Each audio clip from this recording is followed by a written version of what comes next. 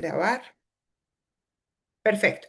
Como les venía diciendo, en nuestra sesión de anterior, pues tuvimos, como fue de conocimiento público, la muerte por la caída de un avión de 69 integrantes de la fuerza pública.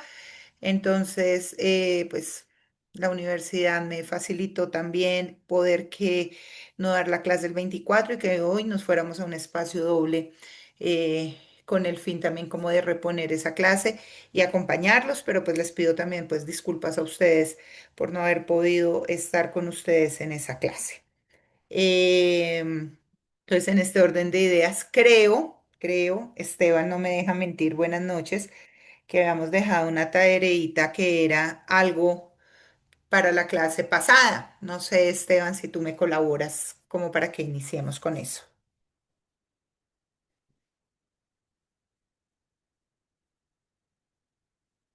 O Fabiana. Siempre termino preguntándole a Fabiana. Esteban o Fabiana, ¿se acuerdan que dijimos vamos a hablar cuando Sí, empecemos? Sí, lo recuerdo. no recuerdo. Eh, Sí, la pregunta que me ha quedado, digamos que como la actividad pregunta, sí, era porque si en Colombia si considerábamos que esas políticas de narcotráfico y estrategias de seguridad habían fracasado. ajá, Entonces, dependiendo del panorama, pues la argumentación del por qué. perfecto. En este caso, pues ya ahí usted dirá si ha avanzado o qué. Bueno, los escucho, te escucho, Fabiana. Empecemos por ti, que siempre Ah, rompes el hielo. ok. Bueno. Bajo mi perspectiva, mi panorama, sí han fracasado.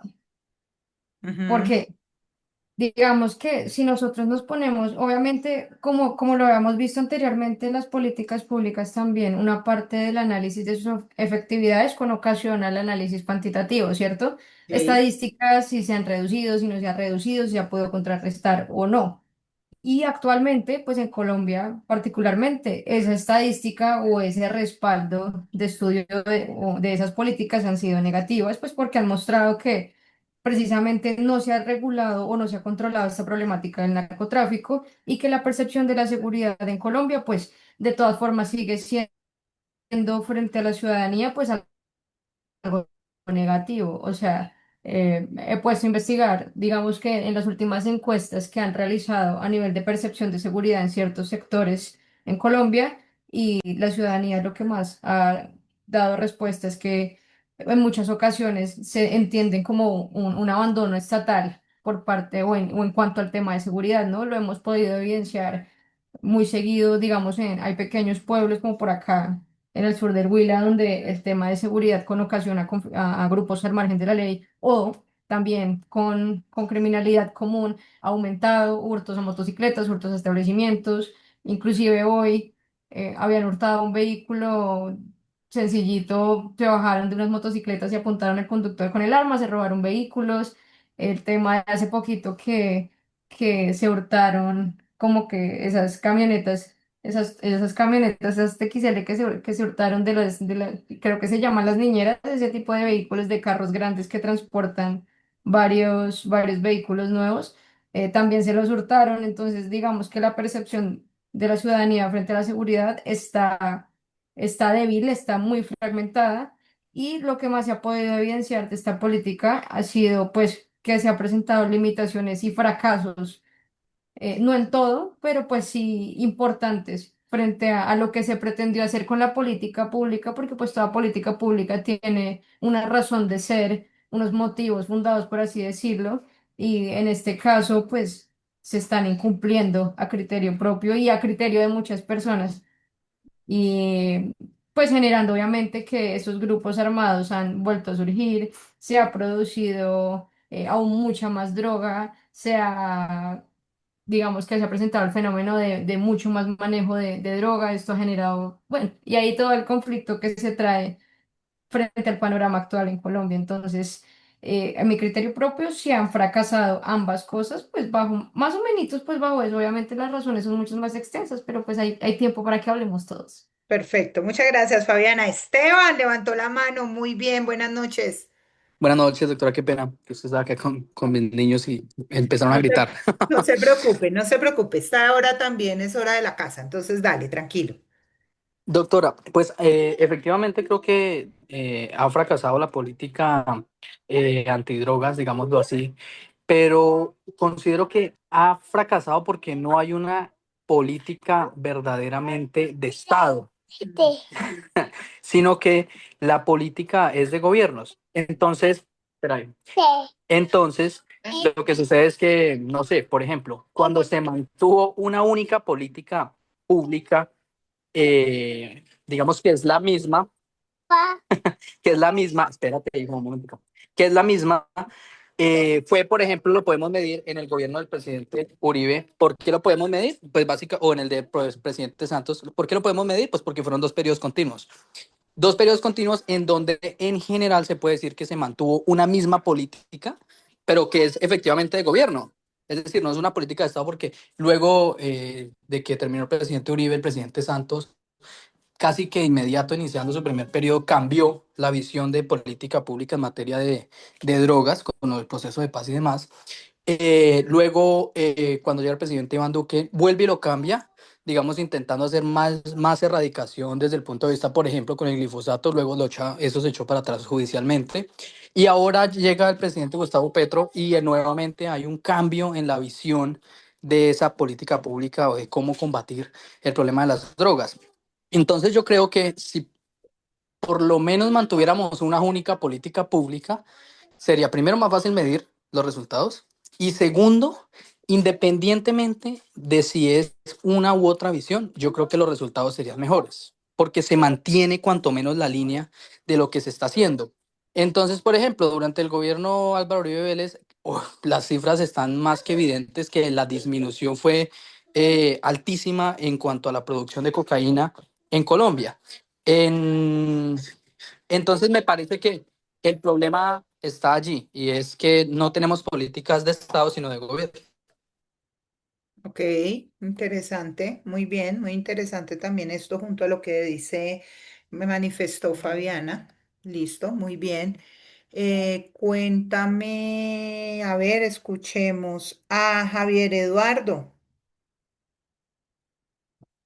Doctora, qué pena, es que me conecté tarde. ¿Me puede repetir la pregunta? Muchas gracias. Fabiana, ¿tú consideras, en pocas palabras, tú consideras que en Colombia las políticas que hemos tenido sobre política, digámoslo así, política criminal o política pública con respecto a el tema de drogas, ha fracasado, no ha fracasado como política pública? Y si ha fracasado, ¿por qué ha fracasado?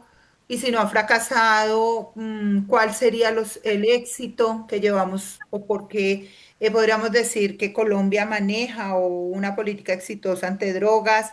O sea, ¿cómo estamos tomando un punto dentro del tema de política pública? En este caso, pues tomamos este referente que es el tema de narcotráfico o políticas antidrogas. Bueno, referente al delito de narcotráfico, todo su andamiaje y respecto al último gobierno, el gobierno actual vigente, bajo la actual presidencia, no hay unas políticas públicas en realidad para enfrentar el narcotráfico. Se ha dado lugar a incentivar su cultivo, argumentando que los pequeños cultivadores dependen económicamente de ese como su sustento para sobrevivir. Han generado que ellos sean contados por grupos armados organizados, grupos armados residuales, GAO, EDOs, y utilizan esos réditos para impulsar el conflicto armado, zonas territoriales de control, rutas de narcotráfico por los 3 mares. Entonces, si no hay una lucha frente al narcotráfico y sobre todo erradicación y no cultivos, acá se le ha dado o ha sido el incentivo de propiciar en el último gobierno el cultivo a menor escala de, en el caso de ejemplo, el clorhidrato de cocaína ha generado que sea un combustible de conflicto. Entonces acá se ha bajado la erradicación, se ha bajado la sustitución de cultivos y eso ha desencadenado en todo eso. Lo que pasa es que igual la erradicación es un generador de un conflicto social en las zonas donde la gente vive de esa zona, de, ese, de esa de esa actividad económica, pero no hay política en este gobierno frente al cultivo de narcotráfico. Se quiso desde el comienzo encaminarlo, enrutarlo frente a la legalización de los cultivos ilícitos. Yo creo que en el futuro para monopolizar y quedarse con el negocio del narcotráfico, que es una renta como ocurrió con el alcohol cuando estaba su prohibición, con miras a eso, a monopolizar el negocio. Pero si no hay unas directivas frente a los países que permiten la exportación, frente a los países cultivadores que la tienen reglamentada, tampoco puede ser un negocio. Entonces, como se cayó la legalización, empezando por la marihuana, menos la cocaína, entonces no tuvo una acogida, a pesar de que se propició por el Ejecutivo que las personas cultivaran más cocaína, más hoja de coca. Entonces en realidad en este periodo no hay una política pública contra el narcotráfico. Muchas gracias también, Javier, Eduardo, por la apreciación. Te quiero mirar acá, lo que pasa es que a mí todavía me rolla mucho la tecnología, cómo poder compartirles acá, compartir. Uy, espere. Algo que me parece importante para cerrar esto con respecto a lo que ustedes decían, vamos a ver si lo logro. Ñingui, ñingui, ñingui, ñingui, ñingui, que es este artículo como tal. Vamos a ver si ustedes me dicen si lo pueden ver. No sé si lo están viendo ahí o lo veo yo sola.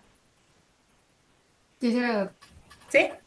Dice, porque no ha funcionado la estrategia del Estado para combatirlo. ¿Sí? ¿Lo están viendo? Sí, doc. Perfecto. Entonces, colabóreme alguno, que no sea yo solamente hablando, porfa, para que le demos lectura y entendamos un poco de todo lo que se ha escrito. Creo que acá en este pequeño artículo, pero me parece que envuelve o encierra muy bien de pronto algo que ustedes o lo que ustedes tres manifestaban. Podemos darnos cuenta cómo Fundaciones Ideas para la Paz y en el caso de Ana María Rueda, como tal, ella centra y pues nos habla qué pasa con esa estrategia porque no ha funcionado la estrategia del Estado para combatirlo. Entonces, no sé si Ricardo, que está conectado también, me ayuda con la lectura, por favor.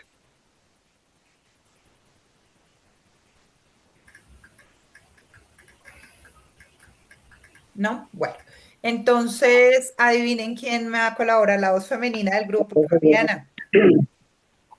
Qué pena. Bueno, voy con la lectura. Narcotráfico. ¿Por qué no ha funcionado la estrategia del Estado para combatirlo? Colombia concentra el 67% de los cultivos de coca en el mundo. Según el último informe de la ONU, perdón que ahí hay un punto, sino que es que estoy desde el celular, qué pena, estoy por fuera de casa. Entonces, no, En dale, esta dale. columna, Ah, o si quieres, le pedimos el favor a otro de tus compañeros, no hay problema por eso. bueno, sí, profe, es que ¿Sí? estoy desde el celular, qué Listo, pena, gracias. Esteban, Juan, Fabiana, ¿me colaboran alguno, por favor? Es para no hacer la lectura yo, para que se escuche otra voz en la grabación. Bueno, puedo ser yo. A ver, Narcotráfico. ¿Por qué no ha funcionado la estrategia del Estado para combatirlo? Colombia concentra el 67% de los cultivos de coca en el mundo, según el último informe de la ONU. En esta columna analizamos por qué, a pesar de los esfuerzos, el país no logra reducir la cadena del narcotráfico. Una política antidrogas poco efectiva, un Estado que no cumple lo que promete y la ausencia de una estrategia integral siguen siendo los principales obstáculos. Según el monitoreo de la Oficina de las Naciones Unidas contra la Droga y el Delito sobre Cultivos de Coca, durante un poco más de 10 años, desde el 2000 al 2013, el Estado colombiano logró reducir y contener la tendencia a su aumento. Y durante los siguientes 10, 2013 al 2023, esta se revirtió totalmente hasta picos históricos de cultivos en 2023, 253.000 hectáreas y 2.600 toneladas de cocaína. Este aumento no solo se debe a los resultados de la política de drogas en el país, está ocurriendo también en Perú y Bolivia. Incluso en otros países de Latinoamérica se están encontrando nuevos cultivos. En cuanto al uso de drogas, en los últimos 10 años aumentó en un 20% y el de cocaína se estabilizó en Estados Unidos y está en auge en Europa, África y Australia. A continuación se presentan algunas de las limitaciones y retos en la acción del Estado frente al objetivo de reducir la cadena de narcotráfico y sus profundos impactos en el país.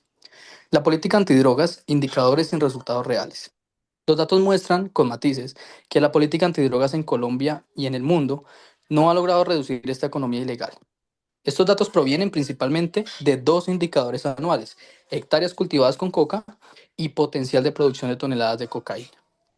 Además de estos dos indicadores, desde hace cerca de 30 años los resultados de la política se han medido de acuerdo con acciones operativas de la fuerza pública, como hectáreas erradicadas, incautaciones de semillas, plantas para producir drogas y todos sus productos derivados, derivados de las sustancias químicas para transformarlas, laboratorios desmantelados para la producción de base, pasta y cocaína, decomisos en calle, traficantes capturados o judicializados y extraditados.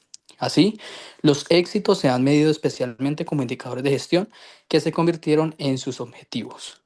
Por eso, aparte de conocer el aumento o disminución en hectáreas de coca, no sabemos cómo la cuantiosa inversión del Estado durante varias décadas en erradicar, incautar, destruir laboratorios, capturar y extraditar afecta al entramado de la cadena del narcotráfico, ni sus impactos positivos y negativos en la cotidianidad del país, los territorios y la ciudadanía.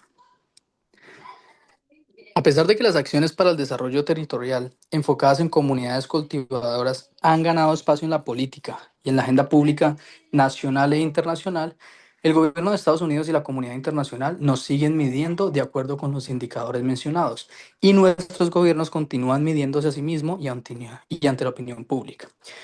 Esta forma de medir y calificar el compromiso gubernamental, respaldada por la ideología global de la lucha contra las drogas, nos ha condenado a insistir en las mismas acciones a pesar de la falta de resultados. Uno de los argumentos para refutar la idea del fracaso de la política, medida con base en la reducción de cultivos y de producción de cocaína, es que no todos los gobiernos han cumplido y mantenido estos esfuerzos. Los datos muestran que es cierto que no todos los gobiernos han mantenido estos esfuerzos al mismo nivel, pero parten del supuesto de que para alcanzar un nivel aceptable de cultivos o utópicamente llegar a cero, tendríamos que mantener y posiblemente aumentar a perpetuidad estas acciones que, conviene resaltar, no han dado los resultados perseguidos.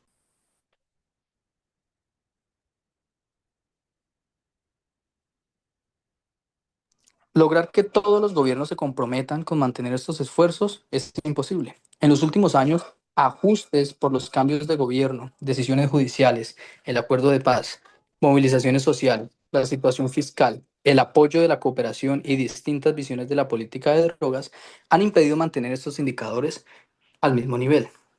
Además, la experiencia, aunque no haya sido documentada, muestra que quienes están vinculados a la cadena del narcotráfico se adaptan pronto a las acciones de interdicción, haciéndolas eventualmente inefectivas.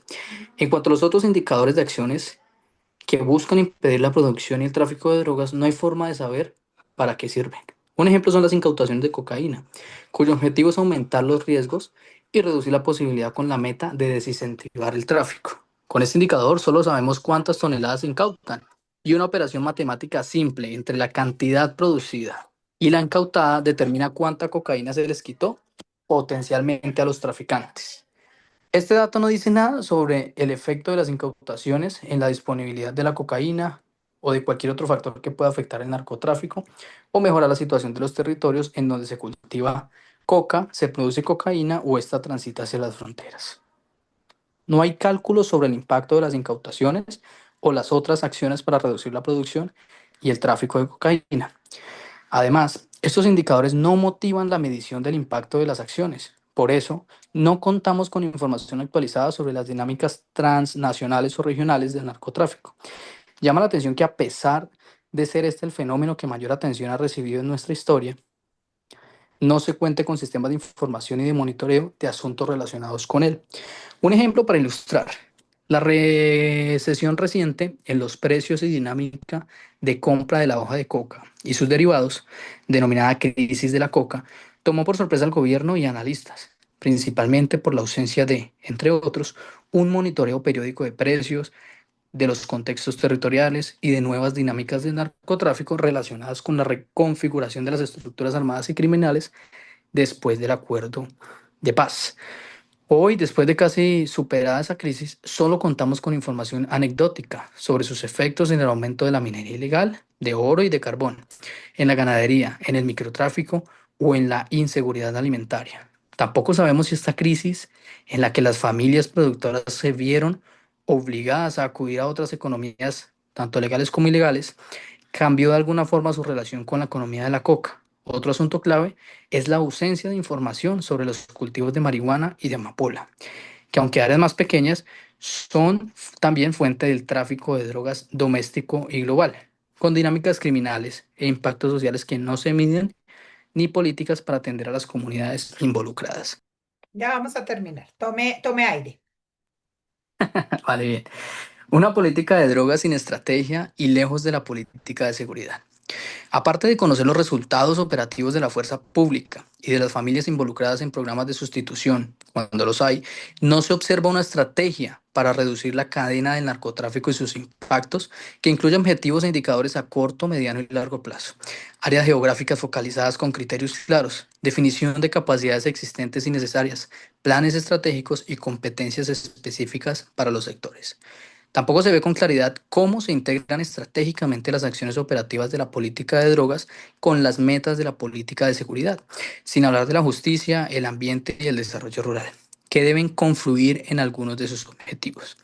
Y es necesario tener una aproximación territorial diferenciada, dado que en cada subregión las dinámicas y los efectos del narcotráfico y de su relación con el accionar de los grupos armados y criminales son diferentes. La existencia de un solo objetivo en la política de drogas, esto es, reducir el número de hectáreas con coca, puede ser parte del por qué esta no se integra efectivamente con otras y por qué no hay incentivos para conocer sus resultados e impactos, aparte de cumplir mecánicamente objetivos operativos para satisfacer obligaciones internacionales. De los gobiernos de este siglo, solo en el del presidente Álvaro Uribe se identifica una estrategia para acabar los cultivos de coca, la producción y el tráfico y la presencia de grupos armados. Pero es importante destacar que esta estrategia generó fuertes cuestionamientos a sus efectos negativos en las comunidades, los derechos humanos y el ambiente.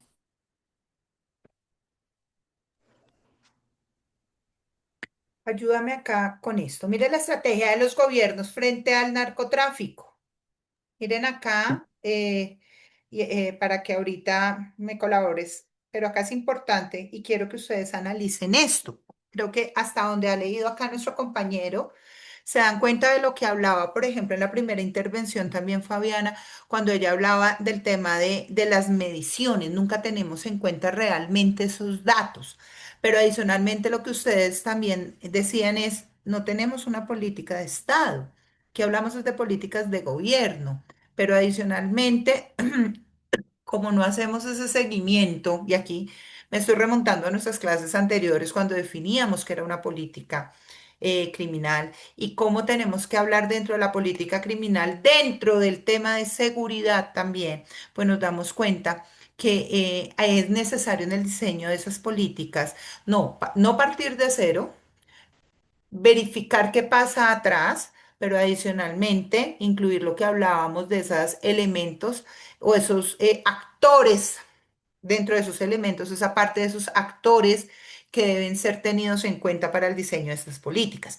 Y mira lo que ha pasado acá del 2002 al 2026. Por eso les decía yo ahora que de lo que había mirado, de lo que estaba manejando, me parecía importante pues que esta columna resumía algo y más allá porque también la traigo a colación, porque vi algo dentro del sílabo de ustedes que en algún momento van a presentar una comparación, deben presentar una comparación dentro de su maestría, no sé cuándo lo hacen, dentro de 3 países sobre temas de política criminal.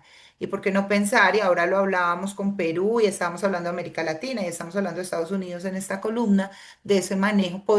Podemos verlo en todo, pero me parece que esta columna, como lo está llevando nuestro compañero en la lectura y lo que vamos a mirar acá en este momento en esta gráfica en la estrategia de los gobiernos, mire que ellos ni siquiera se comprometen a decir que es una política de Estado, sino que hablan de estrategias de gobierno como tal. Entonces resume muy bien cómo esto lo que ha llevado como tal es a que hoy, ¿sí? Haya un aumento y no lo dice, no lo digo yo ni lo dicen ustedes, sino que está soportado también a la luz de los informes de la Organización de Naciones Unidas. Y mire aquí algo, Álvaro Uribe, en este periodo, hablemos del periodo 2002 al 2010, habla de una política nacional de consolidación territorial apunta a una doctrina de acción integral, componentes antinarcóticos contra insurgentes y sociales, y se identifican resultados en recuperación del control del territorio por parte del Estado, reducción de coca y cocaína. Después miramos ya la política o miramos la estrategia en cuanto al 2010 eh, y el 2020, el 2018, Acuerdo de Paz, Estrategia para la Reforma Rural, que incluye el Plan Nacional de Integral de Sustitución de Cultivos Ilícitos. Y nos dice que igual esta reforma ni este plan nacional se implementaron de acuerdo a lo planeado. Miren, ahí volvemos a lo que hemos visto en las clases anteriores con esos factores que hay que tener en cuenta en los diseños de política y que existe una ausencia de una política de seguridad acorde con los retos de la desmovilización de las FARC y pues no se identifican resultados. Ya con la política, no con la política, con la estrategia 2018-2022 se intenta retomar la idea de una estrategia integral focalizada en economías ilegales, componentes de seguridad, desarrollo social y ambiental, 5 zonas estratégicas de intervención que las conocimos, sus zonas futuros, y de su implementación se conoció muy poco, tampoco se identificaron resultados. Y estamos frente a la política del 2022-2025 como tal, o dentro de la estrategia llevada, donde nos dice ya la política nacional de drogas, que va hasta el 2033, donde se propone ese modelo integral de tránsito a economías lícitas, no se ha implementado como tal y frente a seguridad no se identifica una estrategia en sí misma ni una articulación con política de drogas y tampoco dentro de este estudio que se está haciendo a 2026, digámoslo así, o al 2025, hablemos de un cierre a 2025, pues tampoco se han identificado resultados. ¿Ok? Sigamos, por favor. Ayúdame ahí. Ya vamos a acabar. Por favor. Tranquila, doctora, no se preocupe. Incapacidades del Estado, bueno, capacidades, entre paréntesis, es un poco sarcástico, del Ajá. Estado e incumplimiento de compromisos. Por otra parte, el compromiso reiterado de los gobiernos de reducir los cultivos y el tráfico y generar desarrollo en los territorios con cultivos de uso ilícito no ha tenido en cuenta las capacidades del Estado para alcanzar estos logros. Por eso, la implementación se retrasa y entorpece ante la ausencia de una planeación juiciosa y estratégica a la luz de lo que el Estado puede lograr. Reconocer y comprender esta realidad estructural implica tener en cuenta al menos 5 asuntos. Las limitaciones de sobrecargar la implementación de programas al gobierno nacional sin incluir la acción de los gobiernos territoriales, la complejidad de la burocracia que dificulta y retrasa la gestión administrativa, las vigencias de los gobiernos que obligan a planear máximo a 3 años, el clientelismo político en la gestión pública y la corrupción que malgasta los recursos limitados, corrompe la noción de servicio público y entorpece las acciones del Estado. Con un reto tan grande como el de enfrentar o reducir el narcotráfico, el fortalecimiento y construcción de capacidades del Estado debe ser uno de los objetivos de la política. Drogas y otras economías ilícitas, poco conocimiento y sin estrategia. El narcotráfico es parte de un gran ecosistema criminal, un gran árbol en un gran bosque. Desde hace varios años se está llamando la atención sobre el entramado de economías ilegales que convergen en varios territorios rurales y urbanos y la necesidad de abordarlos de forma integral. La minería ilegal, el contrabando, el tráfico y la trata de personas, los delitos ambientales, la expropiación de tierras, ganadería, extorsión, secuestro, uso ilegal de recursos públicos, entre otras muchas actividades, se entrelazan para legalizar rentas ilegales y capturar sectores sociales, económicos, políticos y a la fuerza pública de formas y con impactos diferentes en varios territorios, en detrimento de la seguridad de las poblaciones y de las economías legales. De estas otras economías ilegales, la relación entre ellas y con el narcotráfico sabemos poco. En el informe del 2022, Colombia, explotación de oro de aluvión, se reportaron más de 69.000 hectáreas de explotación ilícita en 13 departamentos, que coinciden más del 40% con áreas cultivadas con coca. Casi el 50% de esa explotación de oro ocurre en áreas de importancia ambiental, al igual que los cultivos de coca, lo que instrumentaliza las figuras de ordenamiento territorial con efectos ambientales y el aumento de conflictos sociales. De la minería ilegal de carbón, coltán u otros minerales y de otras economías ilegales, no hay información que permita caracterizar sus dinámicas territoriales ni su relación con el narcotráfico. Cada una de ellas requiere de estrategias particulares, pero su confluencia en territorios específicos obliga al Estado a actuar de forma estratégica frente a todo el ecosistema criminal. Hace falta definir, asimismo, los objetivos para reducir los impactos de las economías ilegales en los territorios, una estrategia detallada para áreas a las que el Estado está en la capacidad de llegar, seleccionadas con criterios claros. Si la política de drogas continúa siendo un listado de resultados operativos de la fuerza pública, seguiremos mirando un árbol y no el bosque. Muchísimas gracias. Esto para decirles, aquí voy a devolverme a lo que mirábamos en nuestras clases anteriores como tal, que ustedes deben tener en cuenta siempre esos pasos cuando estamos hablando de ese diseño, de estas políticas. Y cuando hablo de esos pasos, mire que aquí lo hablaba ahorita al finalizar el compañero en la lectura cuando decía los objetivos, ¿no? Pero cuando nos devolvemos y analizamos acá en nuestra clase anterior y lo mirábamos acá, esas medidas o esos elementos, pues encontramos que el primer elemento, ¿y esto por qué? O sea, me voy a devolver porque creo que la lectura fue clara a lo que hemos avanzado en estas clases, frente a lo que hay que tener en cuenta para el planeamiento de esa política pública o esas políticas criminales.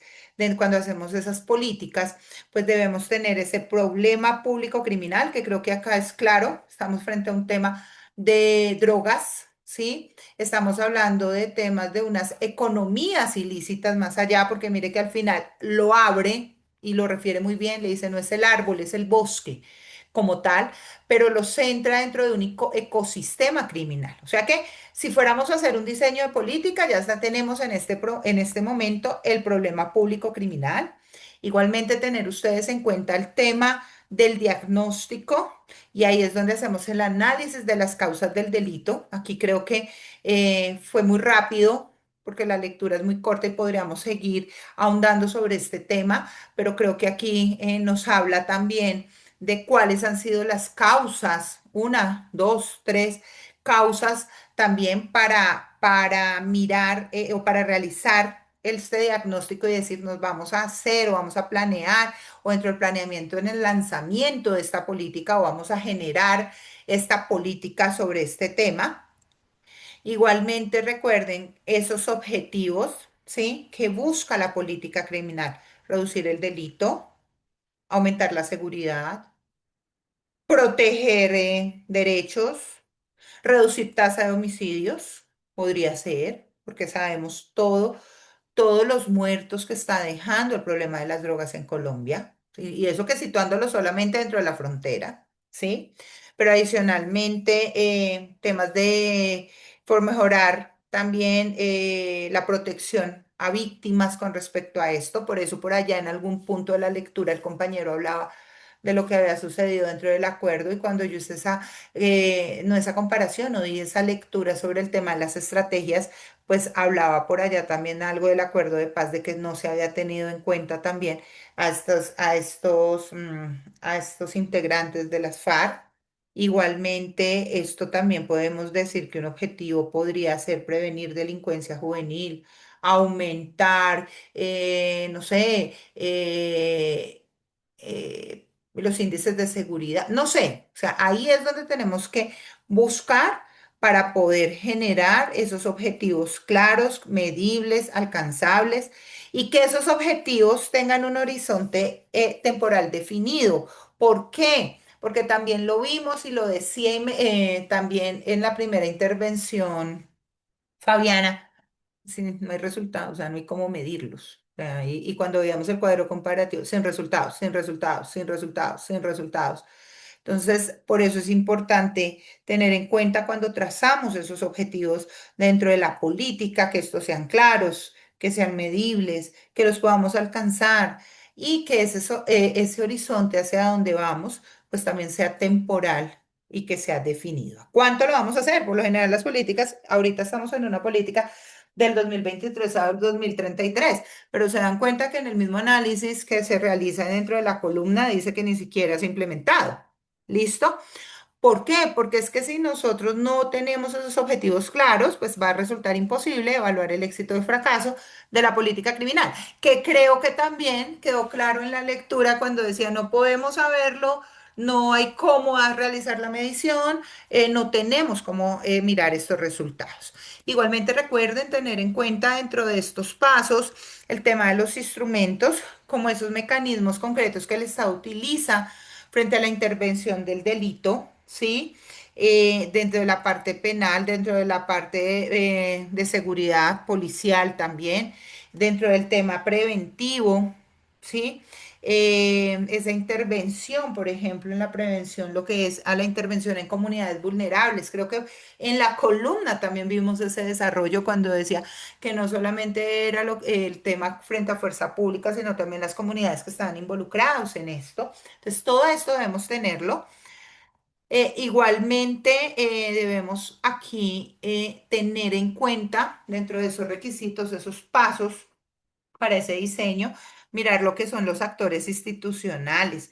No podemos dejarlos cegados solamente a uno o dos, sino que también debe buscar involucrar, entre más actores institucionales pueda involucrar, podríamos hablar de que va a haber nosotros siempre lo decimos, va a haber algo que nos va a dar un respaldo también, una validación también. Y al involucrarnos, pues vamos a entender porque no es lo mismo como lo veía y lo decía, por ejemplo, ahora Fabiana, lo que pasa allá en el sur, bueno, en el norte de su departamento, como lo decía ella ahora, a cómo puede estar pasando, por ejemplo, en el Catatumbo. Creo que si ustedes miran noticias, se van a dar cuenta que ha pasado durante este año en los especiales que está dando las diferentes medios de comunicación, que ha pasado después de un año de la declaratoria, por ejemplo, de un estado de excepción, cómo están las cosas, si ha disminuido o no ha disminuido, o sea, qué ha pasado con respecto a esto. Por eso que la política en el diseño nos invita a que podamos incorporar o involucrar a diferentes actores institucionales.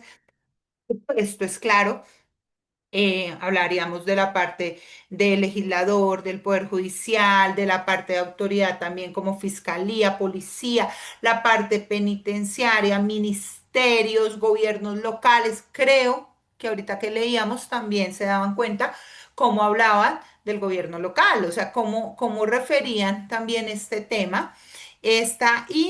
Pues tener en cuenta algo importante es esos actores o esos participantes no estatales, como las organizaciones sociales, como la academia, como las comunidades, y esta coordinación entre todas estas instituciones, digámoslo así, dentro de estos actores institucionales, se vuelve fundamental, ¿sí? ¿Para qué? Para que al finalizar ese tiempo que fijamos dentro de esos objetivos que delimitamos muy bien, no hablemos de pronto de un no resultados o no terminemos hablando también de un tema de fragmentación en la política criminal. Esto para llegar a eso de la implementación de la política, cómo ejecuto la política, tener en cuenta, y lo termina diciendo el artículo cuando lo dice los recursos y las capacidades institucionales, ¿sí? Yo no puedo planear una política o diseñar una política pensando que soy Alicia en el País de las Maravillas como tal. Yo tengo que mirar los recursos desde el punto de vista de presupuesto, tengo que hablarlo desde el punto de vista del personal especializado, de la infraestructura con que cuento, de la tecnología como tal, de los sistemas de información. Mire que ahora el artículo no lo refería, decía es que no hay información, no hay sistemas de información, o sea, no podemos hacer nada porque no tenemos esto. Y aquí podríamos decir como tal que tiene que llegar la evaluación, ¿sí? Y aquí me estoy remontando con ese artículo a todo lo que hemos visto en las clases anteriores dentro del tema. Y aquí, ¿por qué la evaluación? Para que no nos arroje una política o cuando no estemos en unos años sentados mirando, no nos arroje dentro de las políticas que ustedes van a diseñar, que ustedes van a implementar, dentro de lo que ustedes van a hacer.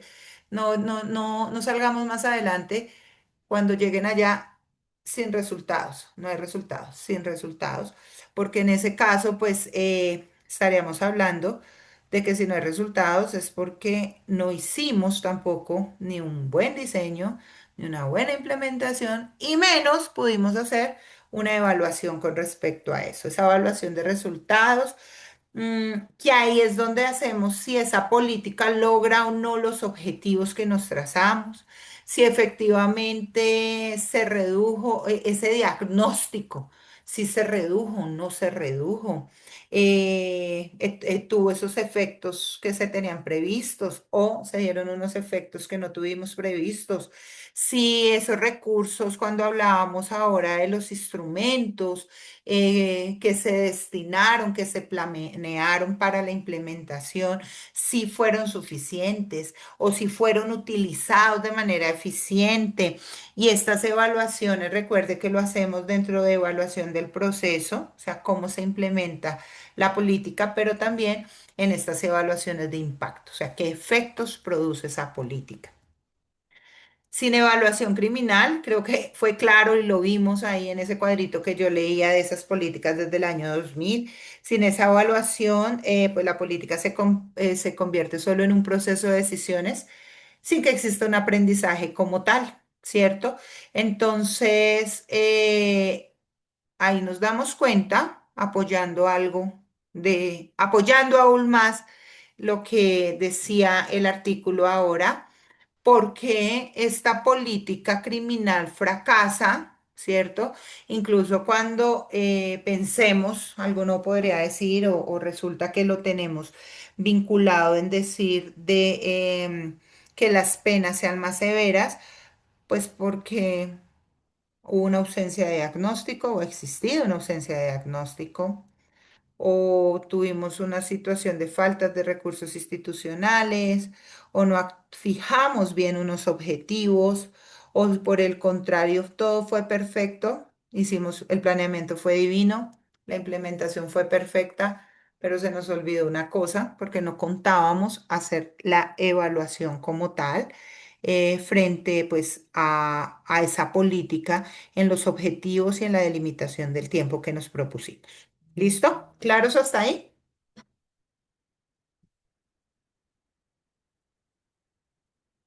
¿Se me fueron? ¿Me quedé hablando sola? Sí, señora. Listo. Claro, profe. Ok, entonces vamos a seguir y vamos a seguir. Recuerden que todo lo que yo intento realizar con ustedes acá en clase es darle seguimiento también al sílabus con el fin que cuando ustedes tengan que hacer sus entregas también, pues no queden completamente desarticulados, ¿no? Que yo hable una cosa, pero resulta que eso no es lo que ustedes realmente están viendo o lo que nos apoya o nos da esa guía dentro del sílabus. Aquí vamos a seguir apoyándonos o vamos a ver algo, y lo traía el artículo también ahora, y es el marco legal internacional. Y este marco legal internacional de políticas de seguridad. Ojo acá. Miren que yo ya no solamente hablo de la política pública criminal, sino que ya la pongo y lo veníamos hablando desde la clase pasada y fue claro el artículo hoy que hicimos la lectura de situar esa política, pero también hay que situarla dentro de esa afectación o situarla dentro de ese escenario como tal de política de seguridad. En ese orden de ideas, el análisis, jóvenes, de estas políticas como tal no puede limitarse solamente al ámbito nacional. ¿M? Lo veíamos. Y si ustedes miran, por ejemplo, cojan la última política, que es la que tenemos vigente actualmente, que es la que está del año 2023 al 2033. Por allá, cuando inicia, pues nos va a llevar también a esos escenarios de marcos internacionales con respecto a estos temas. Y el análisis de estas políticas lo entendemos a través de que los estados diseñan e implementan sus estrategias dentro de ese marco internacional, donde establece límites, obligaciones, pero también nos obliga, ¿sí?, a establecer unos estándares. En este marco hay que entender como tal que responde este marco normativo internacional a una tensión fundamental. Y esta tensión fundamental está en qué, y lo hemos hablado en las clases también, en garantizar la seguridad versus proteger derechos. Y en este caso vamos a hablar de la protección de derechos humanos. Desde la criminología, ¿sí?, que es como el núcleo de formación dentro de esta maestría de la política en criminal, esto implica que debemos entender que la seguridad, maestrandos, no es absoluta, que el poder punitivo del Estado está jurídicamente condicionado y que las políticas públicas deben ser legítimas, eficaces y respetuosas de los derechos. Y por eso es tan importante, ¿sí?, sobre todo cuando hablamos de esto, de que esa política pública debe ser respetuosa de derechos, involucrar también a todos los actores. ¿M? ¿Por qué? Porque quien está en territorio, quien está en la zona, quien está en el sur del Huila, quien está en el norte del departamento de Santander, quien está en el norte del país, quien está en el suroccidente del país, viven unas realidades que nosotros de pronto, o yo acá en Bogotá, las puedo desconocer o las desconozco. Es más, no podríamos pensar que lo que sucede en este momento en el sur del departamento del Huila o en el norte del Cauca, de Santander, región del Catatumbo, o lo que está sucediendo arriba en el norte del país, sean situaciones iguales.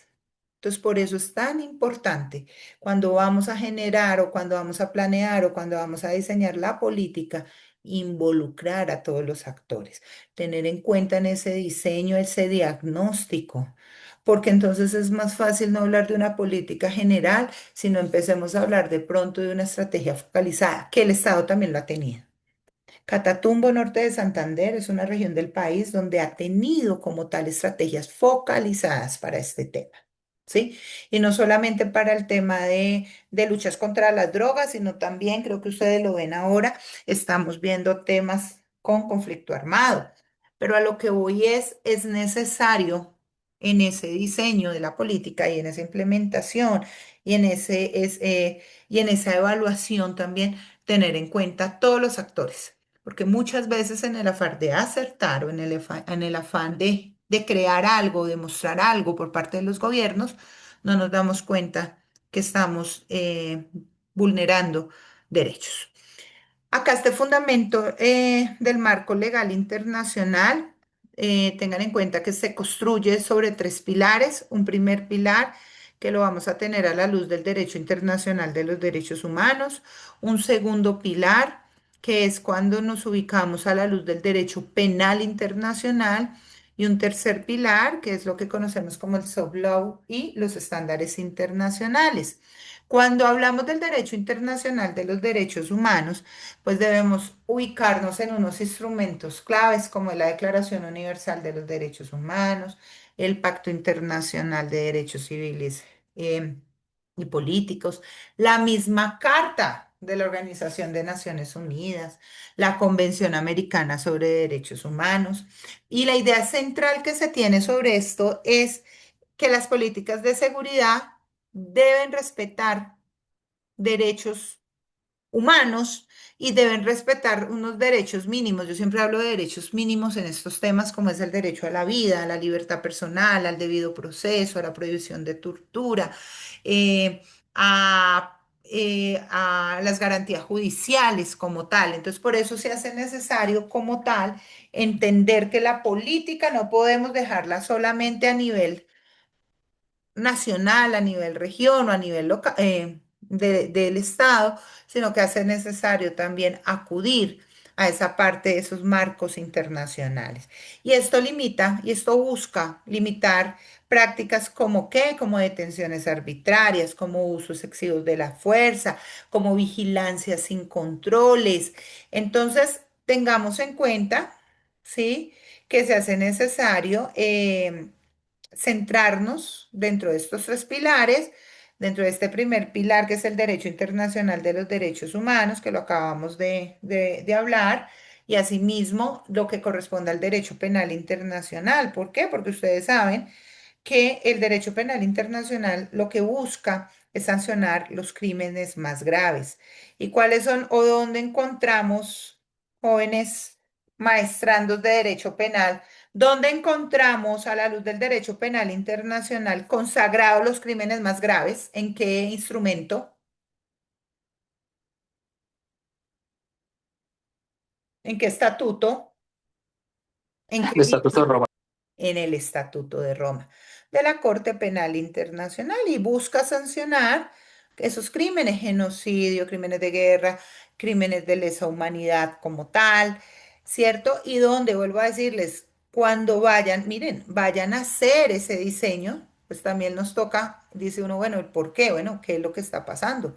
O sea, cómo tenemos que referir, cómo tenemos que incorporar este tema y no podemos dejarlo al lado porque se nos vuelve en un pilar como un marco normativo, en lo que nosotros llamamos siempre las referencias, ¿no? Si ustedes ven cada vez que hay una ley, a eso hay, la parte introductoria o en el tema de las referencias, eso empezamos hablando de todo, mejor dicho, se van 5 hojas de política trayendo a cabo todos los instrumentos, tratados, convenios internacionales. ¿M?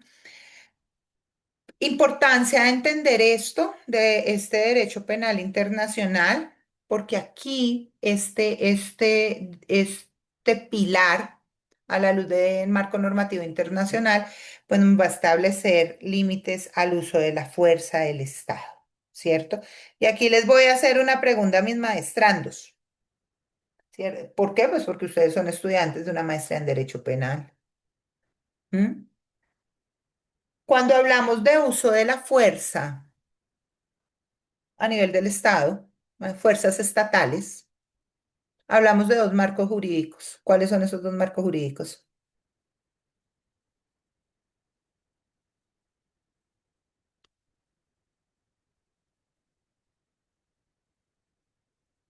Cuando ustedes no me hablan, yo me preocupo. Siento que están cenando y no me están invitando. No, frente a la policía creo que está en el marco de la ley de convivencia ciudadana, del uso de las detenciones, ¿Ok? ¿Cuáles en los son esos procedimientos usos de la judiciales. fuerza? Son dos marcos jurídicos. La policía hace parte de uno, Sí, en realidad pero lo he ¿cuál visto en el sería? trabajo, la ley de convivencia ciudadana, es un decreto, creo. Claro, pero la ley de convivencia es el instrumento, ¿no? Entonces, ¿cuáles serían esos dos Sí, marcos jurídicos? Los escucho, chicos. Sobre todo porque yo los escucho hablando, ustedes hoy han hablado también del tema y ahorita que hicimos la lectura también lo hablamos del tema, ¿sí? Listo, les voy a ayudar. Dos marcos jurídicos para que los tengan en cuenta. Marcos jurídicos para el uso de la fuerza en derecho internacional de los derechos humanos y que es el que muy bien anota su compañero, que podríamos hablar, está la Policía Nacional, pero también los funcionarios encargados de hacer cumplir la ley. Y estamos frente a un marco también de uso de la fuerza a la luz del derecho internacional humanitario. Cuando hablo a la luz del derecho internacional humanitario es el que cobija, digámoslo así, a la luz de los convenios o del derecho de Ginebra. O sea, estamos hablando de todo lo que tiene que ver con conflictos armados. Quiere decir que ahí ya estamos hablando de temas de fuerzas legítimas, fuerzas militares también, a la luz de lo que es la legalidad. Entonces, nunca se les olvide que cuando hablamos de el uso de la fuerza, estamos ubicados en dos escenarios, a la luz de derechos humanos y a la luz del derecho internacional humanitario. Al personal militar, por línea general, hacemos un uso de la fuerza o hacen un uso de la fuerza a la luz del derecho internacional humanitario. Excepcionalmente, excepcionalmente, porque no es su naturaleza, lo realiza a la luz de derechos humanos. Al contrario, la policía y los diferentes funcionarios encargados de hacer cumplir la ley, su marco jurídico para el uso de la fuerza queda en derechos humanos. Por eso esta parte del derecho penal internacional y por eso lo que anteriormente yo les hablaba del derecho internacional de los derechos humanos, es necesario tenerlo en cuenta cuando estamos hablando de diseños, de política pública. ¿Por qué? Porque ahí es donde vamos a establecer también cuáles van a ser esos límites para el uso de la fuerza. ¿Mm? Si voy a tener X zona en tal parte, dentro del diseño de política, van a haber 5 o 10 zonas que la vamos a llamar zonas de X cosa. ¿Mm? Dentro de un proceso, un acuerdo de paz, que se apoya dentro de una política, en el desarrollo de la ejecución para una política, pues tengo que entender que el personal que va a estar allá tiene que tener unas condiciones especiales. Y cuando hablo de condiciones especiales, es, no sé, el armamento que va a utilizar, misma identificación, el mismo uniforme, digámoslo así, que va a utilizar cuando esté en la zona. Entonces, por eso es necesario acudir a esta parte internacional para establecer los límites en el uso de la fuerza estatal. Igualmente, ¿por qué? Porque la importancia de esto que estamos viendo, ese marco jurídico internacional, porque nos da el punto para responsabilizar a funcionarios públicos, ¿sí? Y refuerza la idea también que la seguridad no justifica cualquier medio. Entonces, digamos lo que eso es traer en esos elementos también esas experiencias para tenerlo en cuenta cuando estamos haciendo el diseño de esto. Y aquí viene ese tercer punto. Recuerde que les dije que debíamos tener en cuenta tres principios o tres elementos. Uno que era el derecho internacional de los derechos humanos, el otro que era el derecho penal internacional y ahora, pues, lo que hablamos que va muy relacionado con el soft law o los estándares internacionales. No siempre son jurídicamente vinculantes, pero nos ayudan a orientar políticas públicas, ¿cierto? Por ejemplo, las reglas de Mandela. ¿Ustedes han escuchado hablar sobre las reglas de Mandela?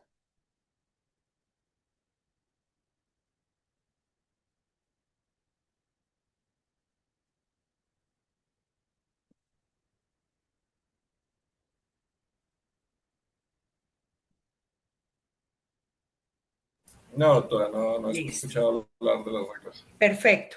Resulta que cuando estamos hablando de las reglas de Mandela, nos referimos también a temas de lo que son privados de la libertad.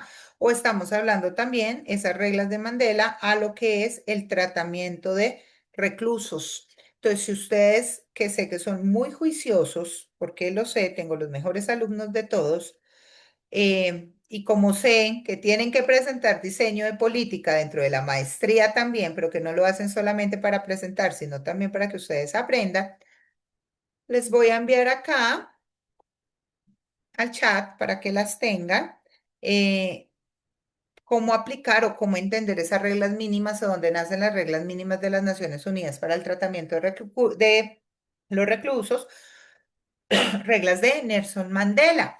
Y ahí van a encontrar ustedes como tal unos principios fundamentales, unas observaciones que tienen las reglas como tal.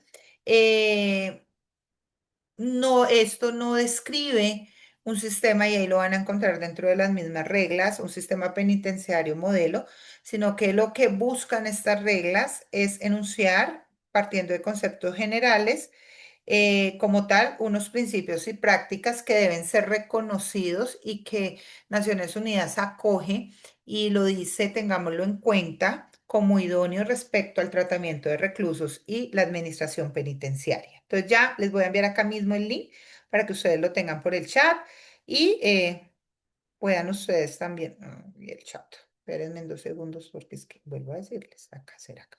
Chat, esperen. Chat. Bueno, ya miro porque no sé aquí cómo me sale para enviar esto por el chat. Me voy a cerrar acá un momento y ya se los busco enviar. Voy a abrir acá. Ah, ya, chat. Ay, Dios, me arrolló la tecnología. Listo.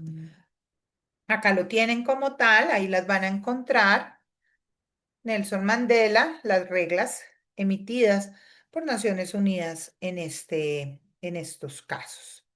Entonces, consúltenlas porque de verdad les van a servir mucho dentro del diseño y hay que tenerlas en cuenta, vuelvo a decirles, para esa implementación o ese diseño de políticas públicas. Y asimismo, a pesar de que no son vinculantes, sí pueden utilizarse con un carácter orientador dentro de la política pública, pues vamos a encontrar los principios básicos sobre el uso de la fuerza y las armas de fuego. ¿Han escuchado hablar de eso? De los principios básicos del uso de la fuerza y las armas de fuego.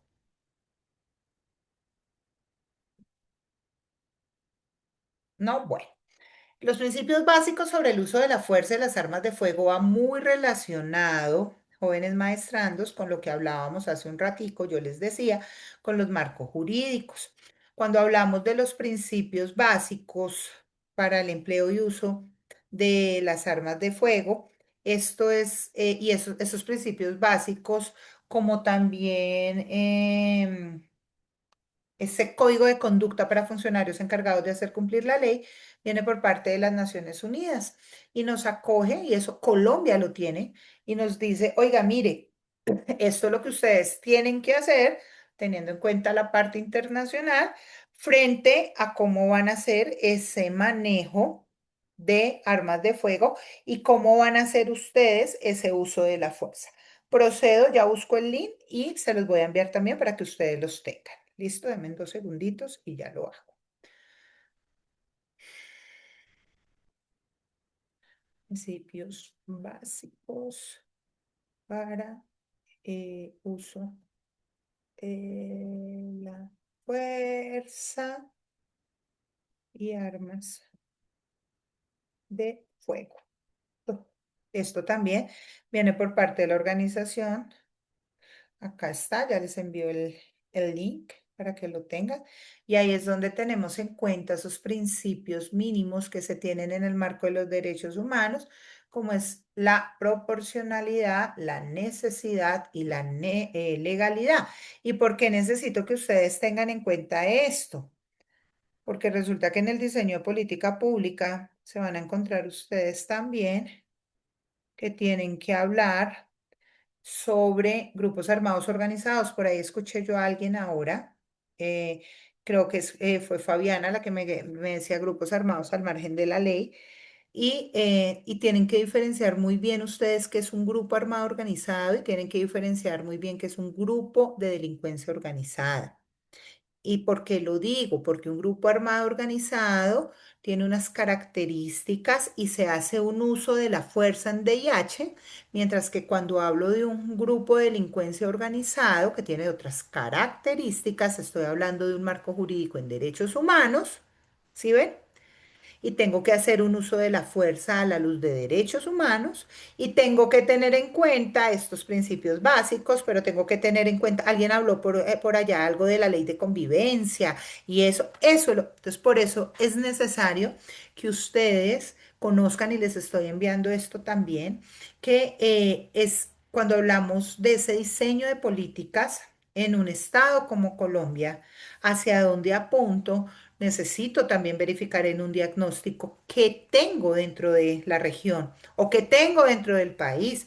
¿Hay conflicto? ¿No hay conflicto? ¿Hay violencia? ¿sí? Ese nivel de violencia se puede considerar que rebosa y lo miro a nivel de un conflicto armado o por el contrario lo dejo solamente como un tema de violencia interna o se puede dar como tal una complementariedad dentro de los marcos jurídicos en derechos humanos y en DIH. Yo les cuento, Colombia tiene una convergencia de marcos jurídicos. ¿Sí ven?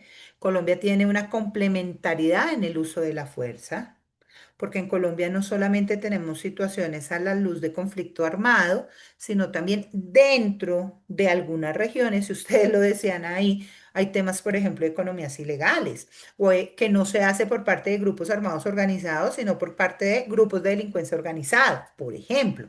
Entonces, es necesario que ustedes, cuando están haciendo ese diseño de política, cuando hacen ese diagnóstico, tengamos en cuenta todo esto que tiene el país. Nosotros no podemos seguir buscando traer de todo lado y copiarnos de todo lado políticas de los demás, porque Colombia, nosotros somos diferentes, usos, culturas, tradiciones, nuestras lenguas, nuestras comunidades. Todos somos diferentes y eso es necesario en la construcción de política pública y eso es lo que yo los invito y los he invitado siempre a que lo analicemos como tal y lo verifiquemos y lo incorporemos dentro del diagnóstico. De pronto puede ser un tema que nos está haciendo falta en ese diseño de políticas. De pronto en este momento nosotros hablamos, no sé, se me ocurre, hablamos de comunidades indígenas o de pueblos indígenas. Y ahí podemos decir, vamos a hacer una construcción de una política, vamos a diseñar una política pública con respecto a un protocolo de seguridad para las comunidades o pueblos indígenas. No sé, se me está ocurriendo. Claro, entonces nosotros decimos, y es esta y punto, pero no nos damos cuenta o no analizamos dentro del diagnóstico que las comunidades del norte del país son comunidades diferentes a las comunidades que tenemos en el sur del país, por ejemplo, o en el occidente del país. Y esa diferencia no la da ¿qué? Nos la da a entender sus usos y costumbres, sus vestuarios, su cosmopolita, o sea, todo, ellos son diferentes, pero resulta que nosotros, los que estamos acá participando de la clase, nos van es a hacer la consultoría para el diseño de la política, entonces decimos, no fácil, política pública de que va a llevar un protocolo de seguridad para los pueblos y comunidades indígenas en Colombia. Y la hacemos general, chévere, ¿sí? Pero no nos hemos detenido dentro del diagnóstico a tener en cuenta, más allá de cuántas comunidades o pueblos indígenas sean o las formas de gobierno que tengan, no nos hemos dado cuenta, por ejemplo, sus antecedentes como comunidad. Cuando hablo de antecedentes como comunidad, nos toca incorporar, perdón, dentro de este equipo también a un sociólogo, ¿sí? Que nos determine muchas cosas. Si hablamos de comunidades indígenas que han venido por el tiempo como tal, entre indígenas e indígenas, o hemos tenido también presencia de otras comunidades como por ejemplo afrocolombianos, no sé, raizales. ¿Sí? Todo esto nos toca tenerlo en el diseño y por eso el diagnóstico se vuelve importante. Entonces ustedes me dicen, bueno, esta señora, ¿por qué terminó hablando de esto cuando estamos hablando de la parte internacional? Porque ahí nos ayuda también a entender dentro de ese diagnóstico, no es solamente cuando estoy hablando de protocolo de seguridad, pues tengo que entender también, por ejemplo, hay guardias indígenas, ¿cierto? Donde tengo más presencia de la Guardia Indígena, en el norte del país con las comunidades indígenas del norte del país, o en el suroccidente del país, o en el oriente del país, porque todos estamos hablando de un tema de seguridad también. ¿Listos? ¿Claros hasta ahí, muchachos?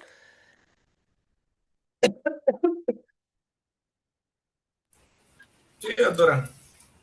Listo, muy bien. Igualmente, en esto que estamos viendo del marco internacional dentro de las políticas de seguridad, tenemos que entender unos organismos, digámoslo así, también de control, o unos organismos internacionales y el rol que cumplen estos organismos internacionales. Podemos hablar entonces de el sistema de Naciones Unidas, que está en cabeza de la Organización de las Naciones Unidas, que tiene entre muchas funciones la de supervisar los derechos humanos, elaborar informes y recomendaciones, pero también generar a través de comisiones de relatores especiales, pues pronunciamientos dentro de diferentes temas que se tengan para abarcar.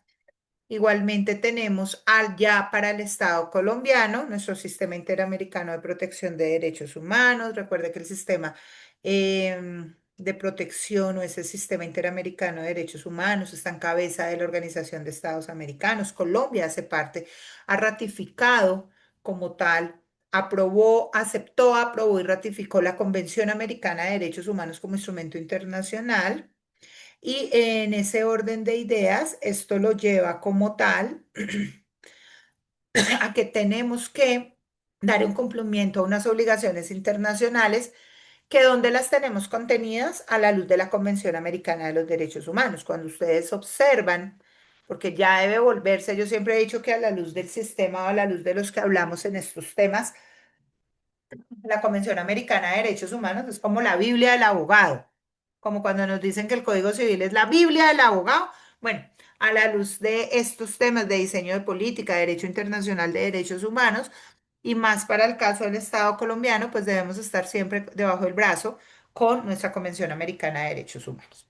Y este sistema interamericano de derechos humanos tiene dos órganos principales, que son la Comisión Interamericana de Derechos Humanos y la Corte Interamericana de Derechos Humanos. La Comisión Interamericana de Derechos Humanos realiza, entre otras o dentro de muchas funciones que tienen ellos dentro, como Comisión Interamericana de Derechos Humanos, recibir las peticiones y hacer recomendaciones a los estados con respecto a qué, a violaciones de derechos humanos que es contenidas en la Convención Americana de Derechos Humanos. Y la Corte Interamericana, por eso decimos, aquí hago un paréntesis, que la Comisión Interamericana es un órgano cuasi judicial porque en la comisión no tenemos jueces, tenemos comisionados. ¿M? Pero cuando el Estado colombiano no cumple las recomendaciones dentro de un caso o una situación emitidas por parte de la Comisión Interamericana de Derechos Humanos, ella misma le eleva el caso ante la Corte Interamericana de Derechos Humanos. O sea que la Corte Interamericana de Derechos Humanos ya no habla de o no está compuesta por comisionados, sino que está compuesto por jueces. Y al estar compuesto por jueces, emite sentencias. Entonces, ustedes pueden observar cuando ingresan a la página de la Corte Interamericana de Derechos Humanos por cualquier buscador, ahí van a encontrar sentencias, van a encontrar casos contenciosos y se van a dar cuenta, Colombia en cuántos casos ha sido condenado a la luz de la Corte Interamericana de Derechos Humanos. Y esto es porque se vuelve clave para América Latina, porque dentro de estas manifestaciones o estas sentencias o estos informes o estos pronunciamientos, pues vamos a encontrar también que este organismo o este sistema interamericano de protección de derechos humanos lo que busca con sus fallos, con sus informes, con sus visitas in locos, con sus pronunciamientos en opiniones consultivas, es controlar abusos estatales dentro de las políticas de seguridad y ha desarrollado también unos estándares sobre uso de la fuerza, desaparición forzada, seguridad ciudadana. Obvio, si ustedes entran y miran, pues se van a dar cuenta la Corte Interamericana también cómo se pronuncia frente a todo el tema de derechos humanos en la región. Entonces van a encontrar ustedes temas como mujer, como protección a la labor de periodistas, al tema de adopción de parejas de mismo sexo. O sea, muchas cosas vamos a encontrar, pero no estoy diciendo que eso no nos sirva, claro. Si vamos a hacer unas políticas en este momento, si vamos a hacer una política con respecto a un tema de parejas del mismo sexo frente al tema de adopción, pues tenemos que irnos a buscar esos estándares internacionales, o sea, esos pronunciamientos que ha emitido, en este caso, la Corte Interamericana de Derechos Humanos. Pero como estamos hablando también de un tema de seguridad, pues también ha diseñado, también ha generado una jurisprudencia muy fuerte y unos pronunciamientos muy fuertes a la luz también de seguridad ciudadana, temas de desaparición forzada. Es algo que de pronto yo los invito. La Corte Interamericana, a pesar de ser un organismo en derechos humanos, por principio de interpretación, y como lo dice la Corte en los pronunciamientos, por ejemplo, en el caso de 19 comerciantes para Colombia, o por ejemplo, en el caso de Palacio de Justicia, o por ejemplo, en el caso de Operación Génesis, o en el mismo caso Santo Domingo, hablo algunos casos de Colombia. Vamos a ver una evolución, está evolucionando la Corte al hablar también del tema del derecho internacional humanitario. Entonces empieza a hacerle un análisis, aunque al final termine diciendo yo no soy quien para juzgar a un Estado por DIH, no es mi competencia, si se hace necesario que yo interprete esas normas a la luz del derecho internacional humanitario y empieza a hablar del DIH. Entonces miren por qué se nos vuelve esto importante en el diseño de políticas. ¿Ok? Y aquí también vamos a encontrar, y yo los invito también a que cuando hagan esto, en el caso por ejemplo, sean inquietos en el conocimiento y acudan, por ejemplo, a ver los pronunciamientos de este organismo en lo que tiene que ver de las condenas a los diferentes estados por temas de violencia policial. Por ejemplo, verifiquen qué ha dicho, cómo se ha pronunciado la Corte Interamericana de Derechos Humanos, por ejemplo, en Panamá, ¿sí? ¿Qué ha dicho con respecto a Colombia dentro de los diferentes informes cuando el tema de protestas o estallido social? O sea, todo esto nos sirve para el diseño de políticas. Si yo os lo nombro ahora y ustedes van a decir, uy, profe, usted gasta mucho tiempo en esto, es para decirles que no podemos quedarnos solamente en lo que se llama extraer lo que tenemos nosotros domésticamente, que se vuelve maravilloso, claro que sí, pero si se hace necesario darle una vuelta y mirar qué es lo que tenemos a la luz internacional, porque de ahí también y se desprenden también temas, por ejemplo, como el cumplimiento de objetivos de desarrollo sostenible por parte de las Naciones Unidas, economías verdes, naranjas, rojas, azules, bueno. Todo lo que tenemos en temas de inteligencia artificial, lo que tenemos en temas de quinto dominio, o sea, todo esto se hace necesario observarlo cuando estamos a la luz del diseño de estas políticas. ¿Listo? Claros hasta ahí. Esteban lo tengo conectado todavía o me abandonó. Esteban me abandonó. Listo. Ricardo, claro hasta ahí.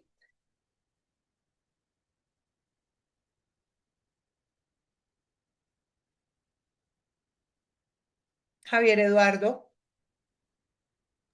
Sí, sí le entiendo la importancia de los instrumentos internacionales suscritos aplicados al conflicto interno. Uno pensaría, bueno, no hay un gobierno, no hay un conflicto interno derivado de una dictadura, ni hay un problema externo con otro país, sino simplemente un conflicto interno por grupos armados. Pero sí, estos instrumentos aplican en ese evento también. Claro, porque recuerda que a la luz del derecho internacional humanitario, si lo vemos a la luz del derecho internacional de derechos humanos, independientemente que haya conflicto o no haya conflicto, siempre se va a buscar prevalecer el tema de la dignidad humana y los derechos humanos. Se vuelve una regla general. El DIH siempre lo decimos que es una regla o se mira desde el punto de vista excepcional. Pero, por ejemplo, ya que tú hablas del tema de dictadura, tú puedes mirar qué ha dicho dentro del tema policial, dentro del tema de las fuerzas militares, en países como Argentina, por ejemplo, cómo ha pronunciado la Corte Interamericana en sus sentencias. Entonces, pues la invitación, y me tomé este tiempo acá, larguito, es para como también despertarles a ustedes algo de que no es buscar, miren, creo que ustedes se han dado cuenta, lo que yo les decía, el tema de las referencias. Uno busca algo y le colocan a uno todo la pirámide de Kelsen, ¿no? Entonces empiezan, convenio de yo no sé quién, convenio de la OIT, convenio de Pepito, convención de tal cosa. Lo máximo que se coloca es entre comillas, Convención Interamericana de Derechos Humanos, Pacto de San José. Pero lo cogemos de un copy-paste y lo traemos. Nunca nos hemos dado, o sea, nunca entendemos que no es llenar por llenar, sino qué nos sirve de esos instrumentos internacionales a la luz del DIH, a la luz de Derecho Internacional de Derechos Humanos en estos casos, a la luz del Estatuto de Roma de la Corte Penal Internacional, a la luz de ese soft law u otros instrumentos. O sea, no, traemos por traer, copy-paste y lo mandamos para acá, a la política que estamos diseñando. ¿Sí? Pero no hemos entendido como tal qué me sirve de uno, qué me sirve del otro para el diseño de políticas. Miren, les voy a contar acá un caso curioso. Sé que Fabiana, bueno, muchos de ustedes lo deben saber. La ley Rosa Elvira Celi, Fabiana, ¿la conocen? Que conocida también como la ley del feminicidio. ¿La conocen? He Fabiana, peleado con ella todo mi pregrado y posgrado. listo. Sí, Doc. Resulta que, ¿de dónde viene la ley Rosalvira Celi, Fabiana? O la ley del feminicidio contra la ley del feminicidio. ¿De dónde viene? ¿O será que la única persona, Bueno, perdóname, o será que la única mujer que fue empalada o ha sido empalada en Colombia fue Rosalvira Celi? ¿O de dónde viene? no, pero pues que de todas formas la exposición de motivos que tuvo la ley del feminicidio fue bastante curiosa porque precisamente yo hice un estudio de cómo fue hasta hacer la ley.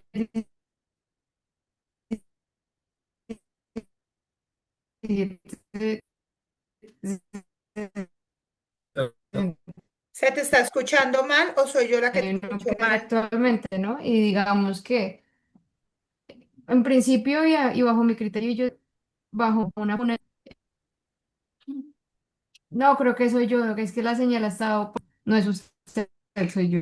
Dale, dale que te vamos escuchando Perdón, perfecto. intervengo. Esa es la ley colombiana de la Convención Belén do Pará, Ah, quieto ahí, muy bien, quieto ahí. Pero escuchemos a Fabiana. Ya te voy a dar paso, muy bien. de que la Convención Belén do Pará, Sí, Fabiana, ¿estás escuchando? Bueno, ah, No, listo. Bueno, estás como con problema de sonido, pero no hay lío. ¿Quién está hablando de la Convención de Belén do Pará? yo, doctora, de la creación del tipo penal del feminicidio, que pasó de ser el agravante número décimo del homicidio agravado a un tipo penal autónomo, fue un compromiso del Estado colombiano de la suscripción del instrumento de la Convención Belén do Pará, Ok. cual Y, obligaba a los estados a implementar medidas de protección. y te voy a hacer otra pregunta. La Convención del Belén do Pará o Belén do Pará, ¿a qué organismo internacional pertenece? ¿O de dónde proviene? Comisión Interamericana de Derechos Humanos. Y del sistema Me interamericano parece de que derecho, claro, y del sistema interamericano. Entonces, ¿por qué traigo esto? Y así sí. podrán pasar muchos. Porque si se dan cuenta ustedes, el marco jurídico internacional nos toca mirarlo. Porque aquí nadie se paró. Y por eso miren la pregunta que yo le hice a Fabiana. ¿Será que Rosalvira Celia ha sido la única mujer desde el 60 y péguele o del 40 y péguele que se firma la Convención Americana? Es más, ¿será que ha sido la única mujer desde el año 1994 que se firma o que se suscribe a la Convención de Belén do Pará? ¿Ha sido la única mujer en Colombia que ha sido empalada? No. Ah, que venimos a un tema, y muy bien lo dijo Javier Eduardo y lo trae acá, es que Colombia se compromete internacionalmente, ¿cierto? Y dentro de esos compromisos internacionales frente a estos instrumentos, en este caso un instrumento del Sistema Interamericano de Protección de Derechos Humanos, los organismos internacionales también nos piden cuentas, también nos dicen qué está pasando, cómo vamos en esta implementación. Y desafortunadamente sucede lo de Rosalvira Celi en las condiciones que sucedió, quién era Rosalvira Celi, qué representó su estado de indefensión, todo. Ah, entonces, oh, ley del feminicidio. Y ya con eso le mostramos al sistema también interamericano de derechos humanos que nosotros damos cumplimiento a las obligaciones internacionales y hacemos diseño de políticas. ¿Ok? O sea, esto es para que entendamos, ya Fabiana, ya te doy la palabra, un segundo. Esto es para que entendamos también cómo se vuelve de importante el analizar este marco jurídico internacional y que no podemos ir por la vida, como yo se los decía ahorita, copy paste, copy paste, copy paste, traigamos, nos volvimos astres, cortamos y copiamos, cortamos y pegamos, cortamos y pegamos. No, hay que buscar, este me sirve, ¿por qué? ¿Por qué lo incorporo a mi política pública como marco jurídico internacional? ¿Por qué lo traigo? ¿Por qué traigo la Convención de Belém do Pará? ¿O porque hablo, por ejemplo, de, no sé, de la Convención contra la Tortura? ¿O porque hablo contra la Convención contra la Abolición de la Pena de Muerte dentro de mi política criminal? Pero no escoger, como van ustedes a darse cuenta, ¿m? Miren, miren políticas, las políticas públicas, verifíquenlas. Son 5 hojas trayendo todos los instrumentos internacionales y los traemos y los traemos y los traemos y los traemos y los traemos y los traemos. Ajá, pero ¿por qué? ¿Qué pasa con eso? ¿Listo? Fabiana, dime. Bueno, no sé si vuelve y se me corte porque la conexión anda terrible, Tranquila. pero mientras dura la red o la conexión, pues frente a esa pregunta que usted hizo, en definitiva, se puede decir que esta ley 1761, que por eso le dije, peleé con ella todo mi pregrado y la mitad de mi posgrado porque no estoy de acuerdo, estoy en total desacuerdo con la implementación de esta ley, pues obedeció claramente más a una presión. Únicamente Colombia dijo, oiga, tengo que cumplir con esta tarea, que aprovechamos para cumplirla. Como dice usted, infortunadamente pues sucedió lo de Rosalvira Celi, que a mi criterio personal hizo pena de una funa. Sí. No fue feminicidio, a mi criterio, a mi criterio.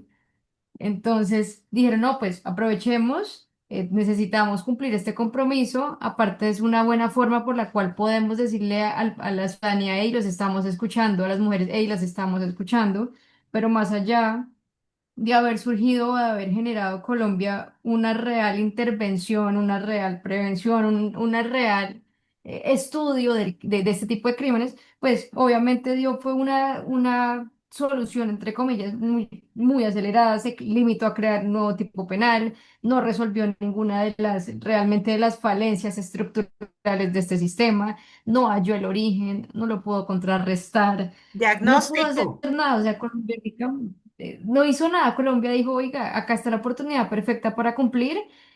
Ya con eso chequeamos una casilla frente a los requerimientos de, por lo menos, de la incorporación o de los llamados de atención que hicieron por parte de, o con la incorporación de Belén do Pará. Entonces, venga, ahí tenemos el perfecto.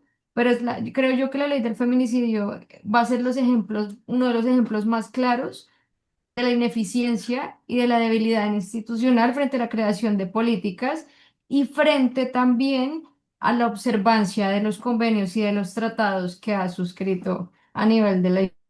Ese es el mejor de los ejemplos, pues cumplió, hizo por cumplir, no estudió causas estructurales, no estudió la realidad de la problemática, creó un nuevo tipo penal, creó una nueva problemática y pues eso es lo que nos trae a hoy con un tipo penal que es mucho más de estadística que de contrarrestación de una problemática real. Así es. Y eso es lo que yo necesito, que Diego, Fabiana y Javier, que están en este momento aquí atendiendo la clase, cada vez se vuelvan más inquietos con esto para cuando tengan que hacer ustedes el diseño de las políticas públicas, entiendan esto. No es cumplir por cumplir, no es acudir a una opresión, porque o si no al final la evaluación, ¿sabes cuál va a ser, Fabiana? La que tú estás diciendo, sin resultados. Una es fragmentación. No se logró. Yo te voy a hacer una pregunta, o les quiero, no, no, ni siquiera es una pregunta, yo les voy a decir algo. A la luz de derechos humanos nos hablan de un principio, de un derecho que se llama la igualdad. Es más, nos dice que no existirá discriminación. Entonces yo les hago una pregunta, ¿cómo el Estado va a soportar cuando el empalado es el hombre? ¿Sí ven? cómo el Estado está generando una propia discriminación positiva a través de una norma, atentando, si vamos más allá, contra los derechos humanos de los hombres. O es que, Fabiana, el próximo paso, con Diego y con Javier, vamos a hacer la ley del masculinicidio. O sea, o a qué jugamos con respecto a esto. Entonces, lo que tú acabas de decir, más lo que hemos desarrollado, es darnos cuenta, y era lo que yo les decía como tal. Y todo lo que tú describías, que las causas estructurales, se llama diagnóstico. No se realizó un diagnóstico. Ay, nos están asustando, ay, nos están pidiendo resultados, ay, ¿qué hacemos? Pero eso es la pregunta que yo te decía, ¿será que es que Rosalvira ha sido el único caso desde el año de 1994 que se suscribe, se ratifica, se acepta todo el tema de la Belén do Pará? ¿Ha sido la única persona? ¿Sí? Entonces, el hombre que dice, o entonces el hombre cómo lo analiza, entonces el hombre que resulta empalado para él sea ese homicidio. O sea, ¿cómo manejamos esto? O sea, ¿cómo llego yo a darme cuenta por el simple hecho de ser mujer que mi derecho es diferente? Ah, entonces se me vienen los fuertes de este tema y me dicen, no, lo que pasa es que la mujer siempre ha tenido históricamente unas luchas con respecto. Yo las entiendo. Pues que nosotros llevamos a la norma nosotros mismos dentro de un tema de política, imagínense, pública, ¿sí? La creación de un tipo penal específico, habiendo ya algo que era general frente a la protección de un derecho que es general para todos, que se llama el derecho a la vida. ¿M? Dijimos, este vale más que este. Ah, porque es que las mujeres y la lucha histórica. Entonces, esto es para que entendamos, jóvenes maestrandos, lo importante que se vuelve el diagnóstico en el diseño de políticas. ¿Ok? Denme 2 segundos, por favor. Voy a traer un vasito de agua. 2 segundos, no me demoro.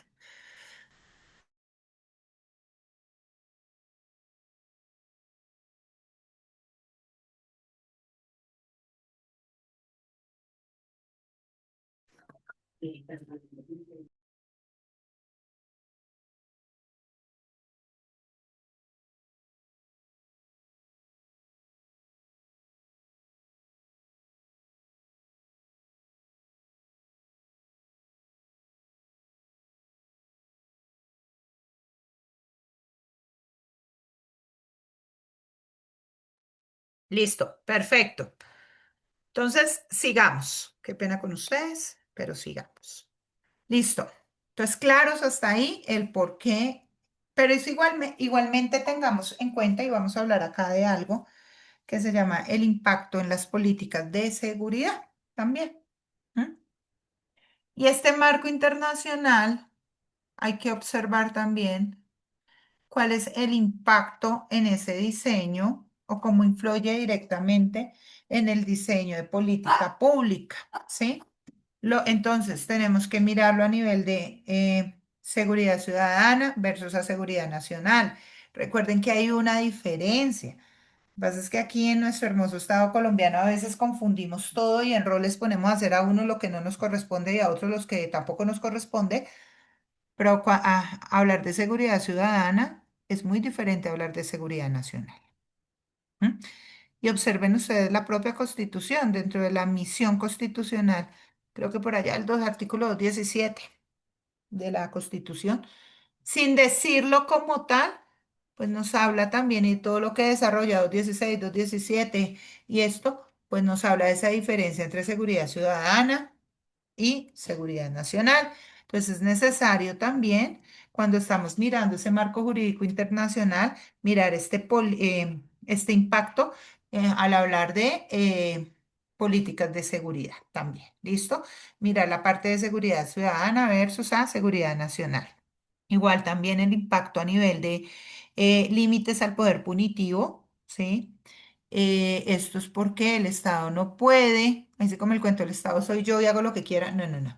El Estado no puede criminalizar indiscriminadamente, no puede usar la fuerza desproporcionalmente, no puede suspender derechos como tal, ¿sí? Recuerden que cuando estamos a la luz de derechos humanos, algo que nos dicen es que los derechos humanos no se pueden suspender ni se pueden limitar. Eso es una regla general. Ah, pero entonces ustedes me van a decir, pere. Pero entonces, ¿qué pasa cuando le dicen a uno en determinado, por ejemplo, en alguna región del país, lo que llamamos el toque de queda? El alcalde dice, no se puede, sí, espere, porque es que también aquí estamos hablando de un bien general sobre el bien común sobre el bien particular, o sea, pero por línea general a la luz de derechos humanos es necesario que nosotros también observemos ese impacto a los límites de este poder. Y esto respondería como tal, al observar esto, estos límites al poder punitivo, pues a algo que ustedes son unos cacaos expertos a las teorías, por ejemplo, o una teoría como es la del garantismo penal, ¿sí? De nuestro gran maestro Ferrayol. ¿Mm? Igualmente, en este tema del impacto de estos marcos jurídicos internacionales, de este marco jurídico internacional, también lo tenemos que ver a la luz del control de convencionalidad. ¿Mm? Y este control de convencionalidad dentro del impacto de este marco a la luz de la seguridad es entender cómo los jueces deben verificar que las normas internas sean compatibles, pues, con tratados internacionales. ¿Esto para qué? Para que exista una internacionalización del derecho, también en este caso del derecho penal, y que exista también un control sobre políticas criminales. Entonces es como no dejar todo al garete. ¿M? Sino es mirar también a la luz del marco jurídico internacional, cómo le puede ayudar al Estado, como lo veíamos ahora, a la luz de esos principios del derecho internacional de los derechos humanos, a la luz también del derecho penal internacional, a la luz del soft law o de otros instrumentos, y cómo tenemos que medir ese impacto a la luz de límites a ese poder punitivo, pero también al tema de seguridad ciudadana versus al tema de seguridad nacional. ¿Ok?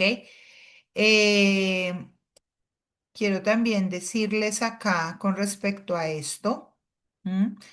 Que tengamos en cuenta que la seguridad sin derechos es autoritarismo, pero los derechos sin seguridad son inviables. Y por eso es que el derecho internacional siempre busca es equilibrar esas tensiones, ¿no? Entonces, tengamos siempre en cuenta eso cuando estemos buscando generar o cuando estemos diseñando políticas públicas. Ahora, aquí venimos a hablar de algo que me parece importante, es mm, cómo diseñar esas políticas criminales eficaces sin que se vulneren derechos ni caer en populismos punitivos. ¿M? Y aquí nos toca acudir a esos enfoques teóricos que hemos visto y que ustedes manejan y han manejado siempre, como es, por ejemplo, el tema del garantismo penal y límites al poder punitivo de Luigi Ferrajoli, donde él con respecto a esto nos dice que el derecho penal debe ser un sistema de garantías frente al poder del Estado y no un instrumento de expansión del castigo. ¿Sí?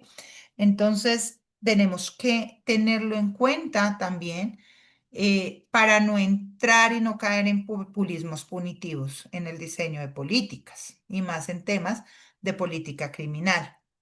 Y esto genera también, por ejemplo, este enfoque teórico del caratismo penal y los límites al poder punitivo tiene unas implicaciones para la política criminal y la hemos visto y hemos hablado siempre de esto, el principio de legalidad estricta, una intervención mínima del derecho penal y una protección de los derechos fundamentales. Ahí podemos hablar de esas implicaciones para la política criminal a la luz del garantismo penal y de límites al poder. Implica que esta política criminal no puede justificarse solo por su eficacia, sino también pues hay que buscar esa justificación a la luz de esa legitimidad constitucional. ¿Ok? Estoy trayendo acá, estoy mirando con respecto a lo que habíamos visto en las clases anteriores y este fue también un teórico que lo tuvimos anteriormente cuando hablábamos de esas teorías frente a la política criminal. Igualmente tenemos acá la criminología crítica y la selectividad penal de otro grande maestro, como es Zaffaroni, y él centra su tesis en el sistema penal. El sistema penal es selectivo y reproduce desigualdades sociales.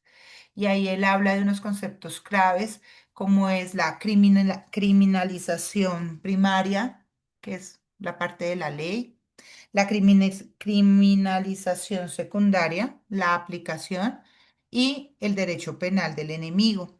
Y en esto la política criminal muchas veces persigue pobreza, no delito, responde simbólicamente y legitima la exclusión social, ¿no? Frente al tema de esto acá de, acuérdense que estamos es buscando dar respuesta a eso de no entrar cuando se habla del diseño de esas políticas, en no entrar en esto que vemos como o caer en populismo punitivo diseñando políticas criminales. Sí, igualmente, esto es como algo muy rápido porque pues ya lo hemos visto anteriormente. Hablamos de la cultura del control por parte de David Garland y David Garland sustenta, digámoslo así, su teoría en que las sociedades contemporáneas han pasado a una lógica de control, miedo y gestión del riesgo, ¿no? Y que tiene unas características, lo que él habla con respecto a la cultura del control como es un populismo punitivo, una expansión del sistema penal y una politización del delito. ¿Mm?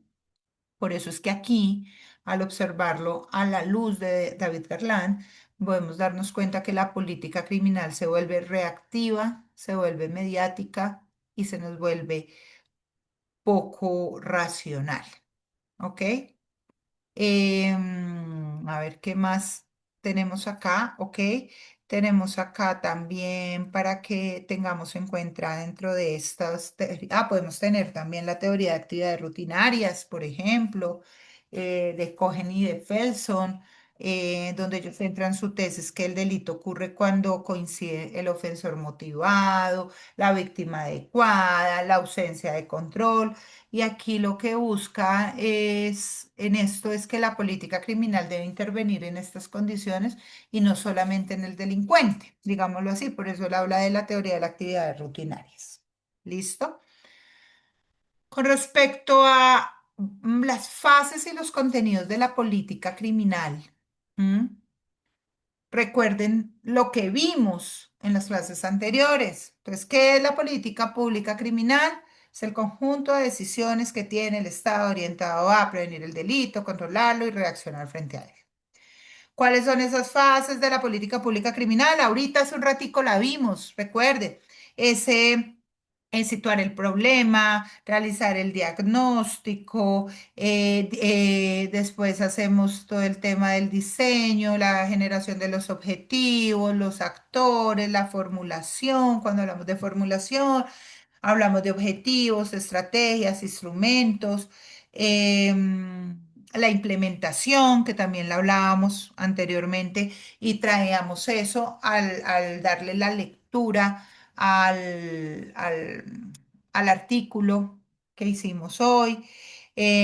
Cuando hacemos el tema de la implementación, hablamos de esa ejecución de la política frente a las instituciones, frente a los recursos, frente a las coordinaciones institucionales. Y ahí es donde volvíamos, y hoy lo digo acá y lo retomo y me siento muy contenta de escucharlos a los que he podido hoy escuchar, es cómo se da esa brecha entre el diseño y la realidad, ¿no? ¿Mm? O sea, construimos, hacemos, pero pues vuelvo a decirlo acá, si no hacemos un excelente diagnóstico vamos a tener este problema siempre. O sea, vamos por aquí unas cosas, la política va por acá, la necesidad es acá y el resultado nunca se va a ver porque el tema de la evaluación, que también hace parte dentro de estos pasos, pues nunca se va a dar, nunca vamos a tener una medición de eficacia, de impacto, de costos, ¿cierto? Entonces eso pues a todos nos va a dificultar aún más. Y ahí es donde podríamos entrar hablando que el diseño de la política deja de ser eficiente y se vuelve más un tema de populismo punitivo. ¿Listo?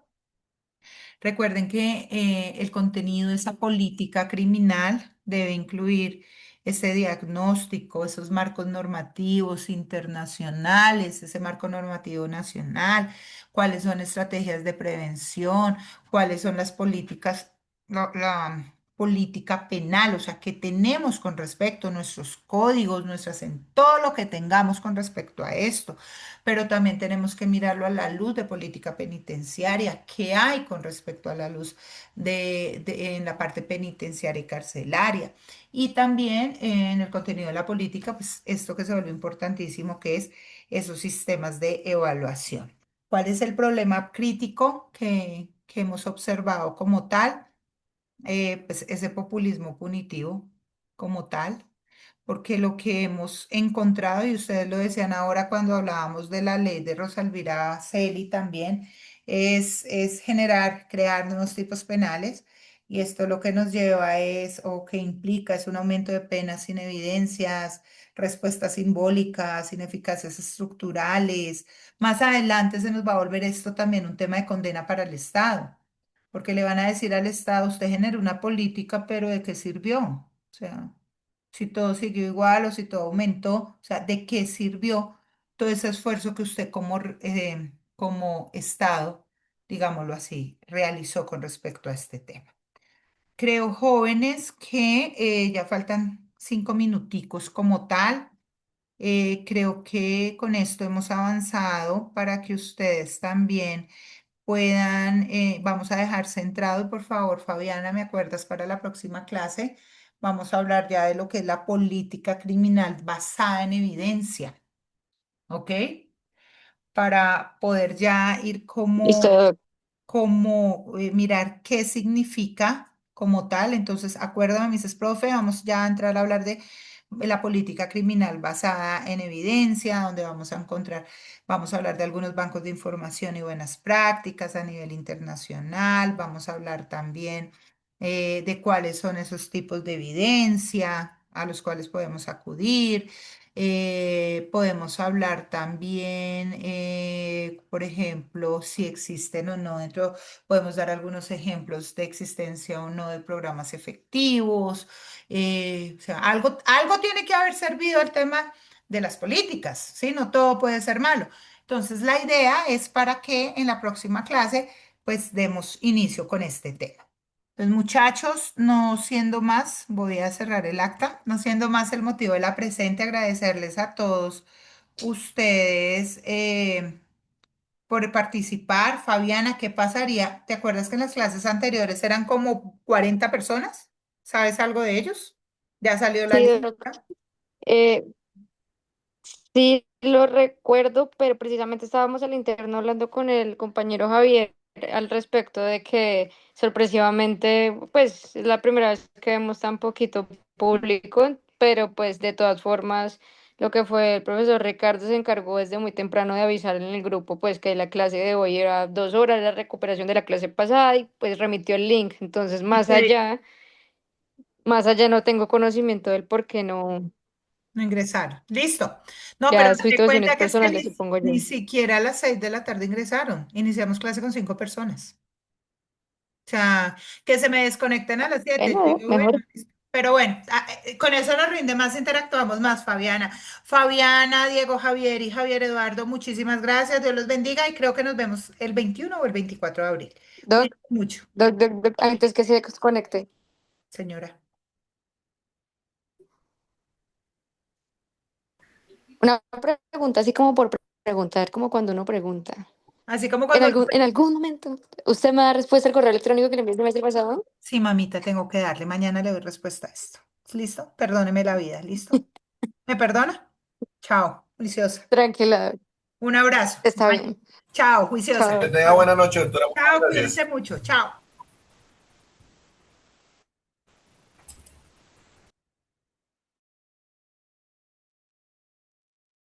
Doctora, gracias.